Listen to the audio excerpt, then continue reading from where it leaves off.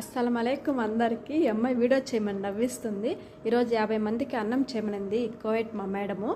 నేనైతే 22 తీసుకున్నాను, 20 తీసుకోమనింది, సరిపోదు. కాబట్టి ఈ వీడియో చేయడానికి కారణం ఏంటంటే వీళ్ళు అన్నం ఎలా తయారు చేస్తారో చెప్పడానికి. బాగా ఉడకపెట్టేసిన మసాలా కోడి నీళ్ళని వడకట్టేసి దాంట్లో రైస్ వేసుకోవాలి. వీళ్ళు అలాగే తింటారు. మనమైతే ఒక్కొక్క కూరగాయని సపరేట్గా కూర చేస్తాం, వీళ్ళైతే అన్ని రకాల కూరగాయలని సాంబార్ చేస్తారు. నేను కూడా అలాగే చేశాను.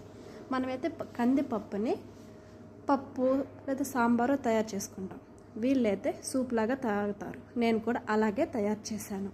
అన్నం పైకి ఎర్రగడ్డలు, కిస్మిస్, బాదం పప్పు, ఇంకొంచెం మసాలా వేసి కొత్తిమీర తగిలిచ్చాను. వీళ్ళు అలాగే తింటారు రైస్ పైన.